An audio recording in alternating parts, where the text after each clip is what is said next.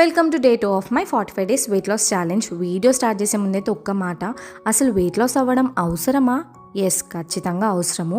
ముందైతే నేను లావు ఉన్నా కానీ ఏంది అందరు నన్ను లావు ఉన్నా అంటున్నారు, బాగానే ఉన్నా కదా, నేను ఫిట్గానే ఉన్నా కదా, నాకేం ప్రాబ్లమ్స్ అయితే లేవు కదా అని అనుకునేదాన్ని. వన్స్ నేను రియలైజ్ అయ్యి వెయిట్ లాస్ ఛాలెంజ్ స్ట్రిక్ట్గా చేసి వెయిట్ లాస్ అయినా కూడా నేను ఇంకా లావు ఉన్నా అని అనిపిస్తుంది నాకు.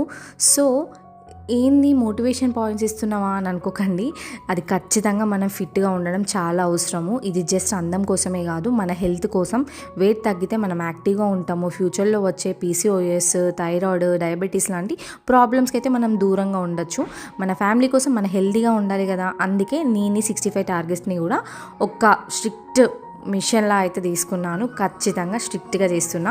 మార్నింగ్ అయితే నా వర్కౌట్ అండ్ వాకింగ్ అయితే ఫినిష్ చేశాను. యాపిల్ సైడర్ వెనిగర్ వాటర్ తాగేసి బ్రేక్ఫాస్ట్కి అయితే ఈరోజు నేను బ్రేక్ఫాస్ట్ స్కిప్ చేశాను. జస్ట్ మిల్క్ తీసుకున్నా, వితౌట్ షుగర్ తీసుకున్నా. వైట్ షుగర్ని మాత్రం కట్ చేస్తే బెల్లీ ఫ్యాట్ త్వరగా తగ్గుతుంది. ఇది మాత్రం ఖచ్చితంగా గుర్తుపెట్టుకోండి.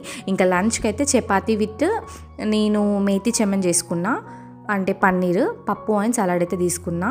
సో పన్నీర్ అయితే మంచి ప్రోటీన్ ఎక్కువ ఉంటుంది కాబట్టి మనకి త్వరగా అయితే ఆకలి వేయదు. ఈవినింగ్ అయితే మంచిగా పైకి వెళ్ళి వాకింగ్ కూడా ఫినిష్ చేశాను.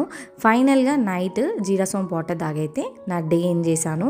సో జీరాసోమ్ వాటర్ తాగితే దీనివల్ల డైజెషన్ ఇంప్రూవ్ అయ్యి మార్నింగ్ స్టొమక్ చాలా ఫ్రీగా ఉంటుంది.